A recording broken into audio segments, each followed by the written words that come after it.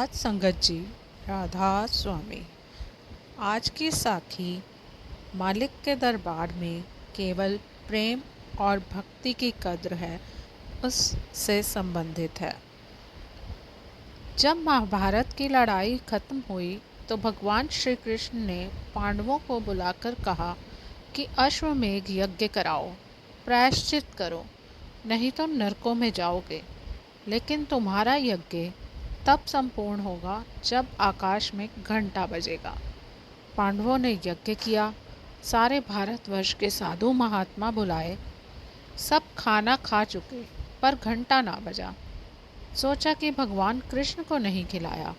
भगवान कृष्ण ने भी भोजन किया लेकिन घंटा फिर भी ना बजा। आखिर अर्ज की कि भगवान आप योग दृष्टि से देखो, कोई रह तो नहीं गया। भगवान ने कहा कि एक नीची जाति का साधु है जिसका नाम सुपच है। वह भजन में मस्त जंगल में रहता है और पत्ते खाकर गुजारा करता है, कहीं जाता नहीं। उसको बुलाओ और भोजन खिलाओ, तब आपका यज्ञ संपूर्ण होगा। क्योंकि पांडवों में राजा होने का घमंड था, इसलिए उन्होंने खुद जाने की बजाय एक दूत को भेज दिया। उन्होंने सोचा कि जैसे मक्खियाँ गुड़ पर मंडराने लगती हैं, ऐसे ही जब उस महात्मा को इस यज्ञ के बारे में पता चलेगा तो वह खुद ही भोजन करने के लिए आ जाएगा। पर महात्मा ने वहाँ जाने से इनकार कर दिया। अब पांडव खुद उस महात्मा को लेने के लिए गए और कहा कि महात्मा जी, हमारे यहाँ यज्ञ है, आप चलकर उसे संपूर्ण करें। महात्मा ने कहा कि मैं उसके घर जाता हूँ जो मुझे 101 अश्वमेघ यज्ञ का फल दे। वे कहने लगे कि हमारा तो एक यज्ञ संपूर्ण नहीं हो रहा और तुम 101 यज्ञों का फल मांग रहे हो। वह बोला कि मेरी शर्त यही है। पांचों पांडव बारी बारी से गए लेकिन महात्मा ने अपनी शर्त ना बदली। हार कर वह वापस आ गए।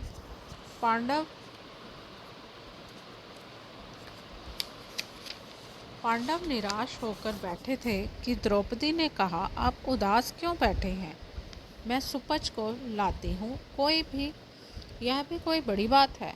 द्रौपदी उठी, नंगे पांव पानी लाई, अपने हाथों से प्यार के साथ खाना बनाया, फिर नंगे पांव चलकर महात्मा के पास गई और अर्ज की, महात्मा जी, हमारे यहाँ यज्ञ है, आप चलकर उसे संपूर्ण करें। महात्मा ने कहा कि तुम्हें पांडवों ने बताया होगा कि मेरा क्या प्रण है। तो द्रौपदी कहने लगी कि महाराज, मुझे पता है। महात्मा ने कहा, लाओ फिर 101 अश्वमेघ यज्ञों का फल। द्रौपदी ने कहा, महात्मा जी, मैंने आप जैसे संतों से ही सुना है कि जब संतों की ओर जाएं तो एक एक कदम पर अश्वमेघ यज्ञ का फल मिलता है। इसलिए मैं जितने कदम आपके पास चल कर आई हूँ, उनमें से 101 अश्वमेघ यज्ञों का फल आप ले लें और बाकी मुझे दे दें। यह सुनकर सुपच चुपचाप द्रौपदी के साथ चल पड़े। जब खाना परोसा तो महात्मा ने सब प्रकार के व्यंजनों को एक साथ मिला लिया। द्रौपदी खाना बनाने में सब राजकुमारियों और रानियों में अव्वल नंबर पर थी। दिल में कहने लगी, आखिर नीच ही निकला। अगर अलग अलग करके खाता तो इसको पता चल जाता कि द्रौपदी के खाने में क्या स्वाद है। जब महात्मा खा चुका तब भी घंटा ना बजा। पांडव बड़े हैरान हुए। आखिर श्री कृष्ण जी से पूछा कि महाराज, अब क्या कसर है? भगवान ने कहा कि द्रौपदी से पूछो, उसके मन में कसर है। द्रौपदी को पता नहीं था कि सुपच ने सारे भोजन को मिलाकर भोजन के स्वाद को जानबूझकर ख़त्म किया है।